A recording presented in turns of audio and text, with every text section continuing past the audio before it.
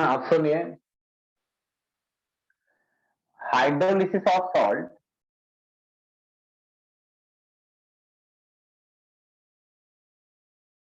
And pH of their solution.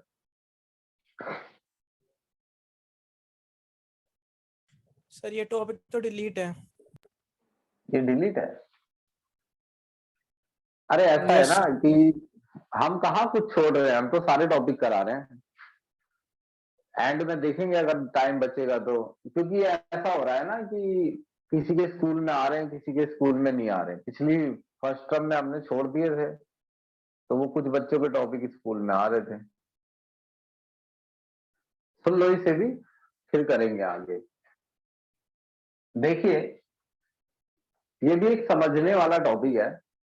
Starting इसकी कुछ ऐसे है, जैसे आप कुछ ऐसे याद कर लीजिए कि कुछ स्ट्रॉन्ग एसिड है। कुछ एसिड स्ट्रॉन्ग होते हैं, स्ट्रॉन्ग मतलब जो जल्दी टूटते हैं, टूटने का उन्हें बड़ा शौक होता है। जैसे HCl, HNO3, H2SO4। भाई अभी जैसे मैंने हेडिंग डाली है स्ट्रॉन्ग एसिड, तो स्ट्रॉन्ग एसिड के बारे में हम बात कर चुके हैं पहले।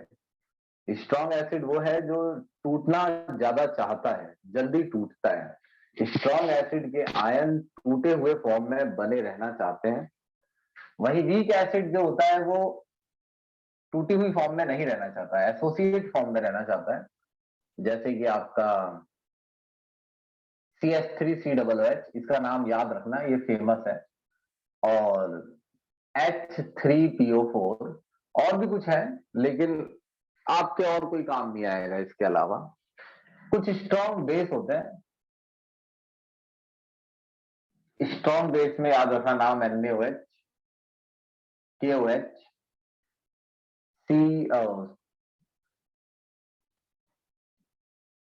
COH2 स्ट्रॉन्ग बेस में आ जाता है ये भी।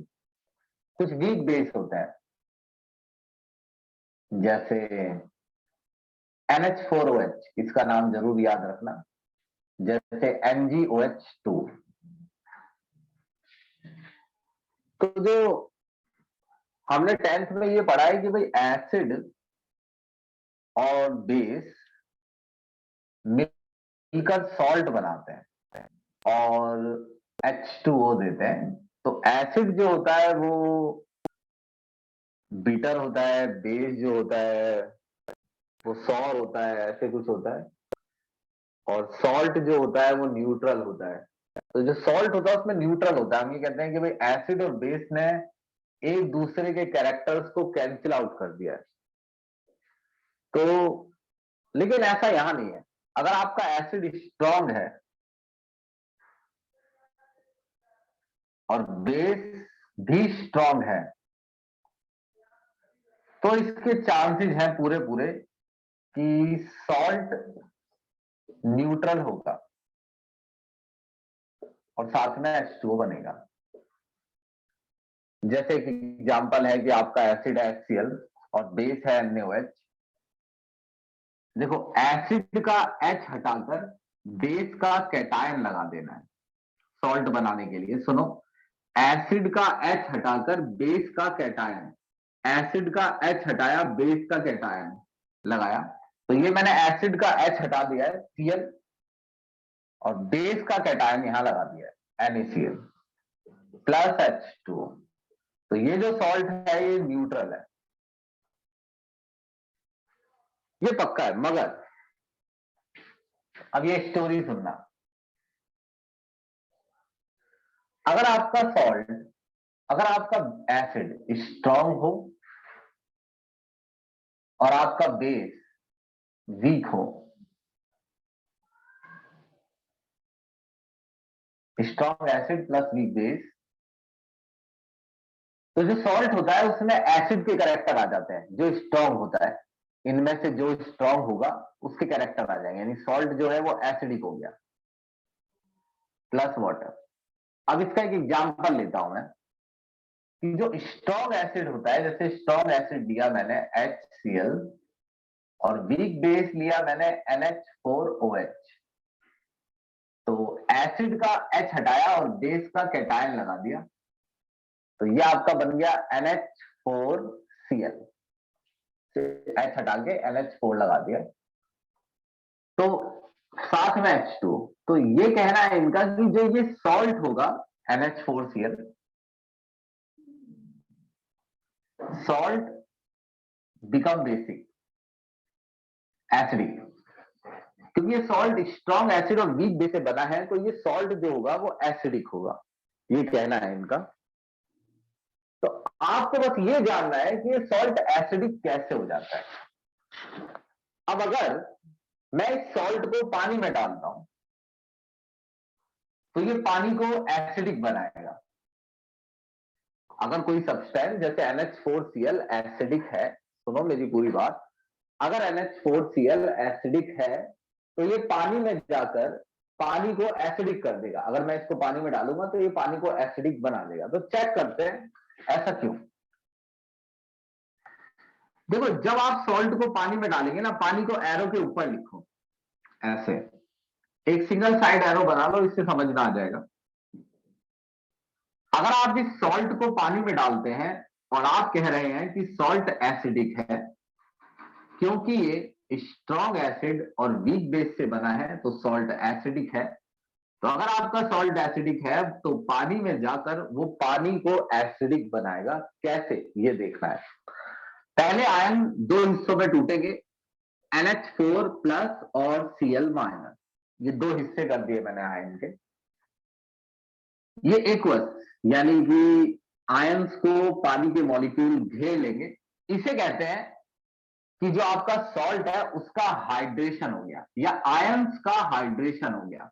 आयंस के साथ पानी जुड़ गया तो आपका जो आयंस है उसका हाइड्रेशन हो गया। सुनना मेरी बात ध्यान से।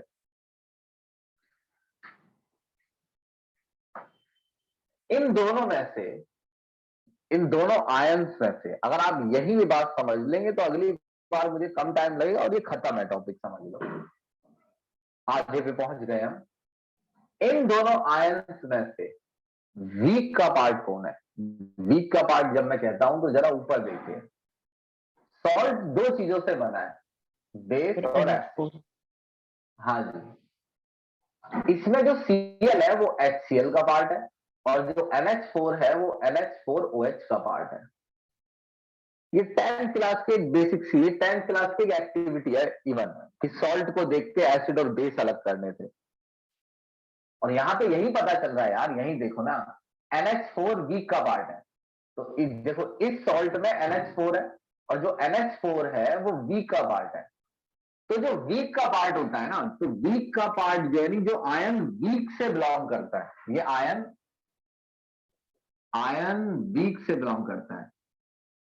तो जो आयन वीक से बिलोंग करता है वो आयन की फॉर्म में नहीं रहना चाहता है, क्योंकि वीक एसिड या वीक बेस के आयंस में ये कैरेक्टर होता है कि वो आयन, देखो वीक एसिड टूटना नहीं चाहता है क्योंकि उसके आयंस टूटी हुई फॉर्म में नहीं रहना चाहते हैं, तो वो कम टूटते हैं। तो वीक एसिड क्यों वीक एसिड है? क्योंकि उसके आयंस डिसोसिएट फॉर्म में रहना नहीं चाहते हैं। तो इसी तरीके से ये वीक का पार्ट है और इस समय डिसोसिएट फॉर्म में, और ये डिसोसिएट फॉर्म में नहीं रहना चाहता है। स्ट्रॉन्ग वाले को कोई दिक्कत नहीं है, जो स्ट्रॉन्ग का पार्ट है वो डिसोसिएट फॉर्म में रहना पसंद करता है, मगर वीक का पार्ट डिसोसिएट फॉर्म में रहना पसंद नहीं करता है। तो वीक का पार्ट क्या करता है? NH4 प्लस जो कि वीक का पार्ट है, ये पानी से रिएक्शन करने लगता है। कैसे, ये देखिए। अब NH4 प्लस जिसे कि जो भी पानी में ही मौजूद है, ये पानी से कैसे रिएक्शन करेगा? इसमें प्लस चार्ज है, ये पानी में से माइनस चार्ज ले लेगा, यानी OH माइनस। पानी के अंदर दो आयन है H और OH, जिसपे नेगेटिव है, क्योंकि इस पर प्लस है तो ये पानी से OH ले लेगा, और अगर ये पानी से OH ले लेगा तो ये बनाएगा NH4OH। अब ये कंबाइंड फॉर्म में आ गया है, अब ये खुश है, लेकिन इसके कंबाइंड फॉर्म में आने के चक्कर में यहां H प्लस बन जाएगा, क्योंकि अगर मैं पानी में से OH निकाल दूंगा तो H बचेगा। तो H प्लस बनने की वजह से पानी एसिडिक हो जाएगा। आया समझ में? ये बताओ, अगले पेज समझा दूंगा। Yes sir, yes sir. अब सेम यही अगले टर्म में होगा, जब ये ऐसे स्ट्रॉन्ग एसिड है, वीक बेस है, उसमें बेस स्ट्रॉन्ग ले लेंगे हम, फिर से चेक करना, सेम ऐसा ही होगा। आप यहां या उससे दोनों से समझ, एक तीसरा एग्जाम्पल आएगा, आप उससे भी समझ सकते हैं। पहले इसका स्क्रीनशॉट लो जल्दी।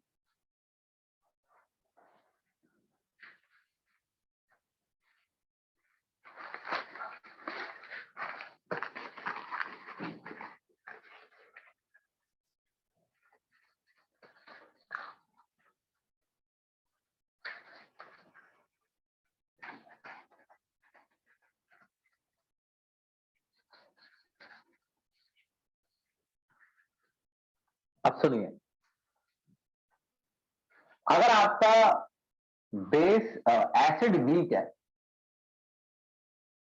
एक दिन क्या हुआ कि मेरा एसिड वीक था और बेस स्ट्रॉन्ग था, मैंने ऐसा कॉम्बिनेशन ले लिया, मैंने एसिड लिया CH3COOH, बेस लिया NaOH, और ये बना CH3COONA।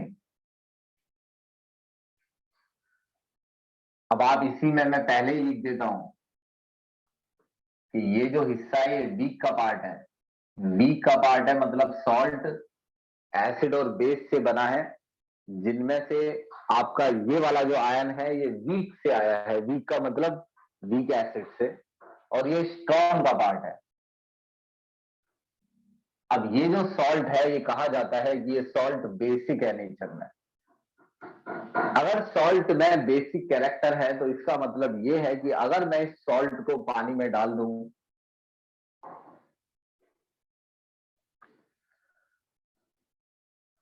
तो ये पानी में दो टुकड़ों में टूट जाएगा।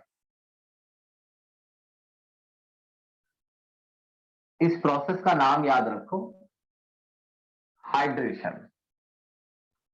इसे कहते हैं सॉल्ट के आयंस का हाइड्रेशन हो जाना। मगर जो वीक का पार्ट है वो डिसोसिएट फॉर्म में रहना पसंद नहीं करता है, तो जो CH3COO है वो पानी से H+ आयन ले लेगा। इस बार H+ क्यों? क्योंकि इससे माइनस चार्ज है। माइनस वाला OH थोड़ी लेगा, क्योंकि OH पे भी माइनस है। माइनस वाला H+ लेगा और ये खुद बन जाएगा CH3COOH। और अब ये सेटिस्फाई है क्योंकि कंबाइंड फॉर्म में आ गया।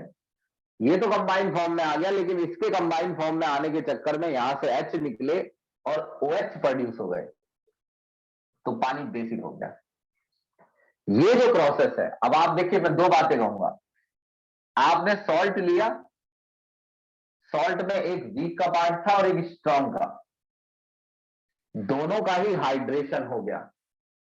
मगर वीक का सिर्फ हाइड्रेशन नहीं होता है, वीक का पहले तो हाइड्रेशन होता है, बाद में हाइड्रोलिसिस हो जाता है। इस प्रोसेस को कहते हैं हाइड्रोलिसिस। तो जो वीक का पार्ट होता है आयन, चाहे वो वीक एसिड का पार्ट हो चाहे वीक बेस का, उसका हाइड्रेशन होने के बाद हाइड्रोलिसिस हो जाता है और इसी वजह से वो पीएच को चेंज कर देता है, यानी सॉल्यूशन को एसिडिक और बेसिक बना देता है।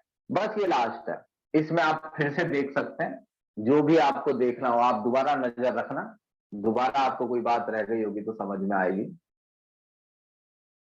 एक मिनट।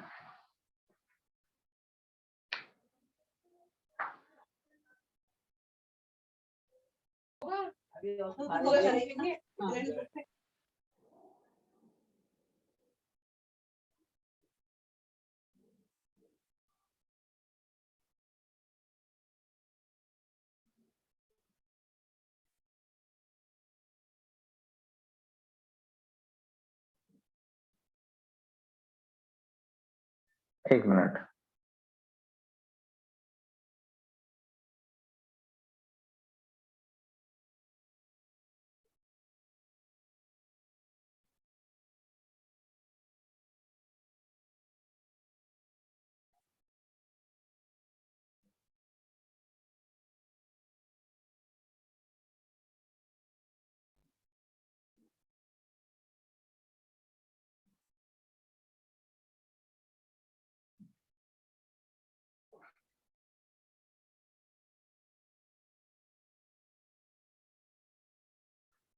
हम्म weak acid plus weak base अगर मिलते हैं तो सॉल्ट न्यूट्रल नहीं होता है, कुछ नहीं पता होता है। सॉल्ट एसिडिक भी हो सकता है और बेसिक भी, साथ में बनेगा H2O। तो अगर मेरे पास भी ये देखना है कि कैसे एसिडिक या बेसिक कुछ भी हो सकता है, किस पे डिपेंड करता है। जैसे मेरे पास वीक एसिड है CH3COOH, जैसा मैंने टेबल में लिख ही दिया था। वीक बेस है NH4OH। तो आपको एसिड का H हटाना है और एसिड के H की जगह बेस का कैटायन लगा देना है। तो ये आपका सॉल्ट तैयार हो गया। और अब आप इस सॉल्ट को बता नहीं पा रहे हैं कि ये एसिडिक है या बेसिक है, क्योंकि दोनों ही वीक है।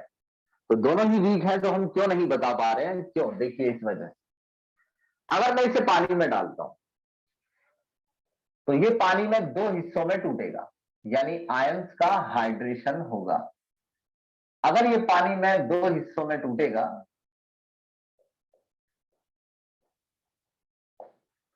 अगर ये पानी में दो हिस्सों में टूटेगा तो दोनों ही वीक के पार्ट हैं, ये भी और ये भी। तो दोनों ही आयंस की फॉर्म में प्रेजेंट रहना पसंद नहीं करते। तो CH3COO माइनस भी पानी से रिएक्शन करेगा और NH4 प्लस भी पानी से रिएक्शन करेगा। ये लेगा पानी से H प्लस और ये लेगा OH माइनस। तो ये H प्लस लेने पर बनाएगा CH3COOH और प्रोड्यूस होगा OH माइनस, और ये OH माइनस लेने पर बनाएगा NH4OH ले लेगा, तो OH और H प्लस। तो दोनों आयन प्रोड्यूस होंगे, H और OH। अगर H ज्यादा हुआ OH से तो सॉल्यूशन एसिडिक हो जाएगा। अगर H कम हुआ OH से तो सॉल्यूशन बेसिक हो जाएगा। मे भी H और OH बराबर भी हो सकते हैं, तो सॉल्यूशन न्यूट्रल हो जाएगा।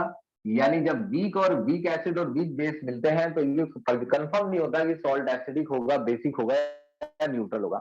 इसलिए उन्होंने एक फॉर्मूला दिया है कि आप इस सॉल्यूशन का, ये जो सॉल्यूशन है जिसमें आपने सॉल्ट और पानी मिलाया है, सॉल्ट और पानी मिलाने के बाद आपको ये समझ नहीं आ रहा है कि ये सॉल्ट एसिडिक होगा या बेसिक, तो आप एक काम करेंगे कि सॉल्ट के सॉल्यूशन का सॉल्यूशन पीएच ऑफ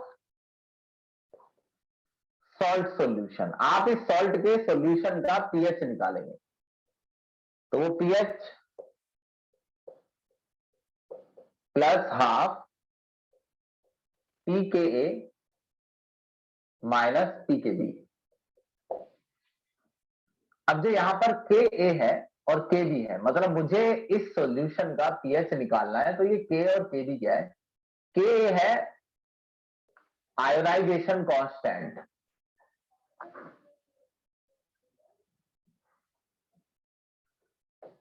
CH3COOH का। CH3COOH का क्यों? एसिड का, जो एसिड इसे बनाने में शामिल है CH3COOH, वो आपको पहचानना पड़ेगा। वो देते हैं वैल्यू क्वेश्चन नंबर 25 के ऊपर, ऐसी बता दोनों चीजें दी उसने, pKa माइनस pKb, बल्कि Ka भी नहीं दिया है, pKa ही दे दिया है उसने। और Kb है आयोनाइजेशन कांस्टेंट उस बेस का जो इसे बनाने में शामिल है, यानी NH4OH।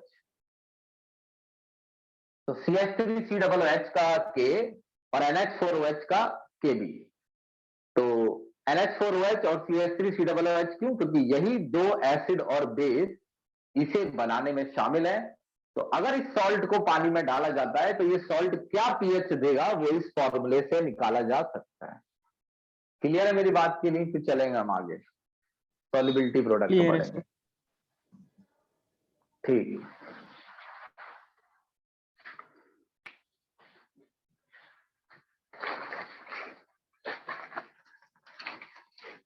आगे देखना जी टॉपिक, इस पे न्यूमेरिकल कंफर्म आता है। बफर एक्शन हमने इसे, मतलब बफर एक्शन हमने छोड़ दिया है, पोस्टपोन कर दिया आगे के लिए, करा दूंगा मैं आज। ये सॉल्युबिलिटी प्रोडक्ट पढ़ के हम खत्म कर देंगे।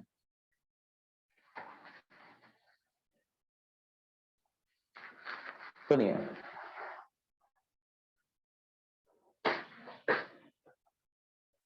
solubility product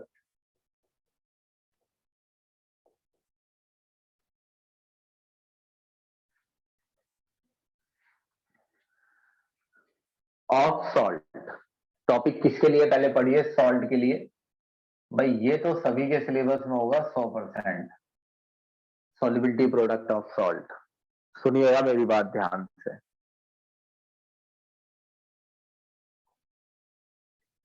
देखिए, जैसे मेरे पास 1 लीटर पानी है,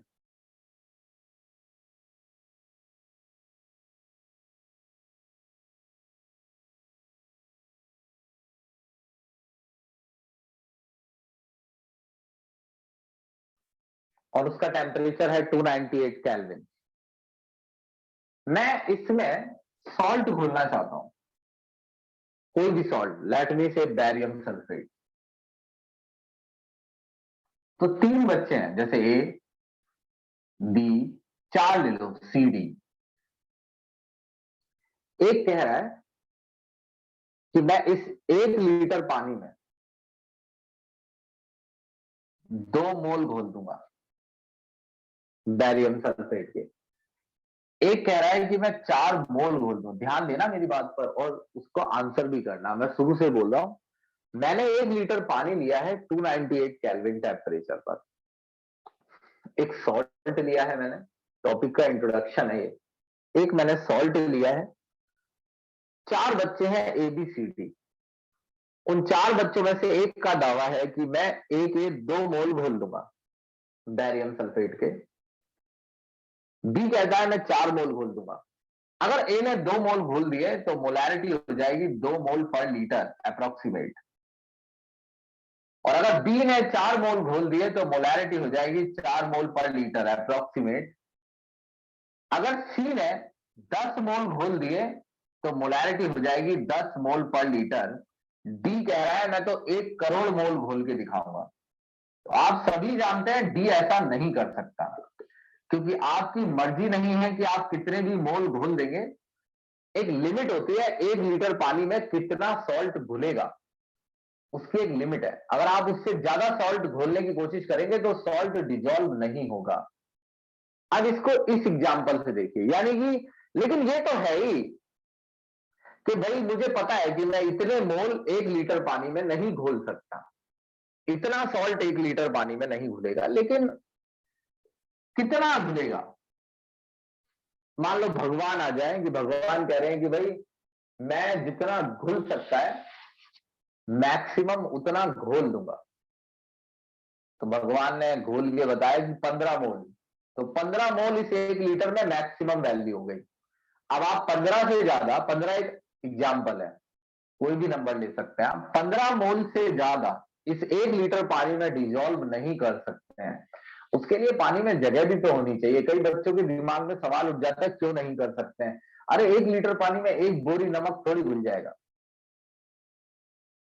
तो सवाल ये है कि अगर घुलेगा नहीं सॉल्ट तो सॉल्ट का हो क्या रहा है। देखो ध्यान से, अगर मैं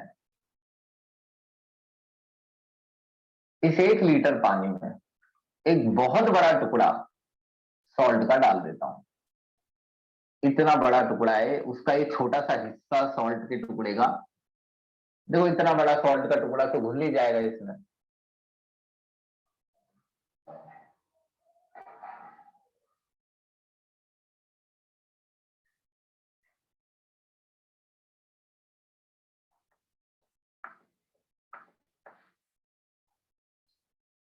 तो इस 1 लीटर पानी में मैंने सॉल्ट का टुकड़ा घोल दिया है,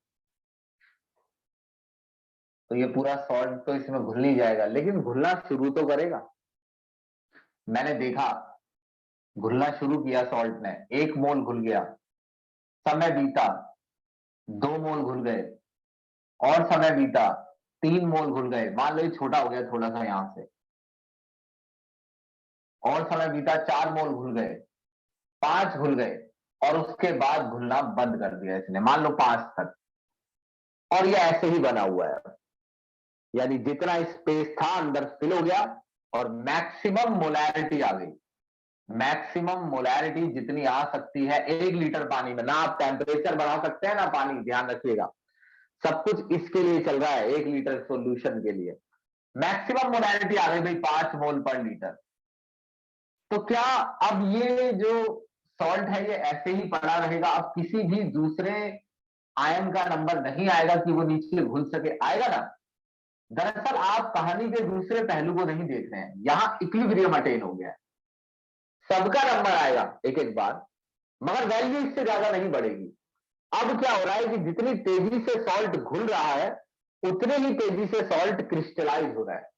तो रेट ऑफ डिसोल्यूशन, सॉल्ट के घुलने का रेट ऑफ डिसोल्यूशन सॉल्ट का रेट ऑफ क्रिस्टलाइजेशन के इक्वल हो गया है। तो जितनी तेजी से सॉल्ट घुल रहा है उतनी ही तेजी से वापस आ रहा है। यानी कि अगर आप सॉल्ट डालते ही रहेंगे तो सॉल्ट और ज्यादा घुलने की जगह सॉल्ट इक्विलिब्रियम अटेन कर लेगा और रिएक्शन कुछ ऐसे दिखने लगेगी। Barium sulphate solid, salt solid होता है, सॉल्ट पढ़ रहे हैं हम। सॉल्ट आयनिक कंपाउंड होता है जिसका अगला हिस्सा मेटल होता है, पिछला नॉन मेटल होता है, जैसे NaCl, KCl, NaOH, NaOH नहीं, NaCl, KCl, MgCl2, CaCl2। तो एक्चुअली में आपको ऐसा नहीं है कि इन्हें पहचानना पड़ेगा, कहीं सॉल्ट अलग करो, एसिड अलग करो, बस आपके सामने सॉल्ट लिखा है तो आपको सॉल्ट के लिए टॉपिक समझना है। तो अगर आप बैरियम सल्फेट घोलते रहेंगे तो जब तक बैरियम सल्फेट के घुलने की कैपेसिटी है, जब तक तो फॉरवर्ड रेट फास्ट रहेगा। जैसे ही पानी के अंदर स्पेस खत्म होगा और सॉल्ट ने घुलना अगर बंद कर दिया है तो इक्विलिब्रियम अटेन हो जाएगा। अब आप इसमें और ज्यादा सॉल्ट डिजॉल्व क्यों नहीं कर पा रहे हैं? अगर आप इक्विलिब्रियम को समझते हैं शुरू से ही तो आप समझ रहे होंगे। पता ये समझ में आया कि नहीं? यस सर, आ Yes. गया। Yes sir. तो ये इसका थ्योरेटिकल पार्ट है। अब हमें इसका मैथमेटिकल पार्ट पढ़ना है, देखना उसे भी ध्यान से, तैयार रहना।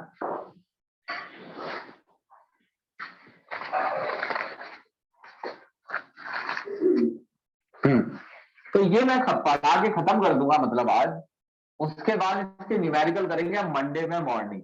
जो छुट्टी कर सके वो छुट्टी कर लेना, जो छुट्टी ना कर सके तो एक हम बेहतरीन रिकॉर्डिंग तैयार कर देंगे न्यूमेरिकल्स की। लेकिन वैसे जो आ सकता है वो सब आ जाना, तो हम न्यूमेरिकल्स की रिकॉर्डिंग तैयार कर देंगे, आप उसे आराम से देखेंगे, आराम से समझ में आएगा। उसमें मैं बीच बीच में समझाऊंगा भी चीजों को।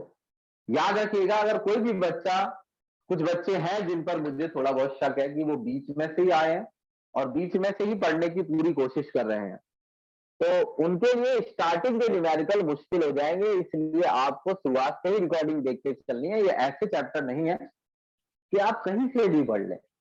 हम सबको बराबर ही समझाते हैं, जो सारे बच्चे हैं उन्हें भी मैं बराबर ही समझा रहा हूं, किसी को कम ज्यादा नहीं। जो कम ज्यादा समझ में आ रहा है वो आपकी तरफ से हो रहा है। अब सुनिए, चलिए BSO4 का एग्जाम्पल लेते हैं और आगे देखते हैं क्या करना है। इतना मोटा कैसे हो गया मार्कर? चलो यार दूसरा मार्कर है, वो रंग वाला यहीं छूट गया। चलिए बैरियम सल्फेट का एग्जाम्पल लेते हैं और कुछ मैथ समझते हैं इसकी। लेट मी से इक्विलिब्रियम अटेन हो गया, Ba2+ आयन बना और SO4 2- आयन बना।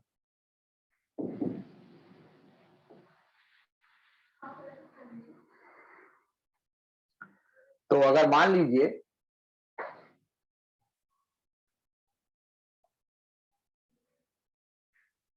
S मोल डिजॉल्व होते हैं, मैं कहता हूं कि लेट मी से, अच्छा पहले सुनो, अगर मान लो इक्विलिब्रियम जब अटेन हुआ, जब इक्विलिब्रियम अटेन हुआ तब तक 5 मोल डिजॉल्व हो चुके थे। इक्विलिब्रियम अटेन हुआ तब तक 5 मोल डिजॉल्व हो चुके थे। तो अगर ये 5 मोल डिजॉल्व होंगे तो ये भी तो 5-5 मोल बनेगा। एक से कर लो, अगर ये एक डिजॉल्व होता है तो ये एक आयन बनेगा और ये एक, ये 1,00,000 डिजोल्व होगा तो ये 1,00,000 1,00,000 एक एक है ना, एक से एक एक। अगर ये 5 मोल डिजोल्व होता है तो ये भी 5 और ये भी 5। क्लियर रखना ये बात बिल्कुल। अब मैं ये कहता हूं if S is molar solubility, ये लिखना इस तरीके से मेरी मजबूरी है, हालांकि मैं इसका मीनिंग लिख देता हूं। If S is molar solubility लिखा है तो इसका मतलब है कि मान लो मैक्सिमम एस मोल घुले हैं, एस मोल डिजोल्व हुए हैं। मान लो कि मैक्सिमम एस मोल डिजोल्व हुए हैं, तो अगर एस मोल मैक्सिमम डिजोल्व हुए हैं तो एस मोल सॉल्ट के डिजोल्व हुए हैं, तो ये भी एस बनेगा और ये भी एस बनेगा। ये बात बताओ आ रही है समझ में? अगर ये समझ नहीं आया तो आगे फिर क्या बताना है, पहले ये बताओ। Yes, sir. Yes, sir.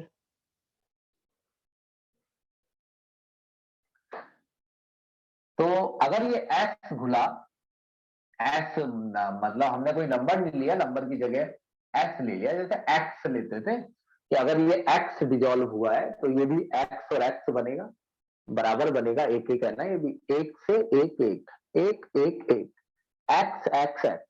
और अगर एस है तो एस एस एस। तो अगर एस डिजोल्व हुआ है तो ये कितना बनेगा, एस मोलर। ये भी कितना बनेगा, एस मोलर। ये डिजोल्व हुआ है कितना, एस मोलर। ये एस मोलर डिजोल्व हुआ, ये भी एस मोलर बना, ये भी एस। अगर मैं इसका इक्विलिब्रियम कांस्टेंट लिखूं तो सॉलिड तो लिखा ही नहीं जाता इक्विलिब्रियम कांस्टेंट में, तो आयन आएंगे Ba2 प्लस ए क्यू और SO4 2 minus A Q divide by BaSO4 solid. तो ये सॉलिड तो लिखते ही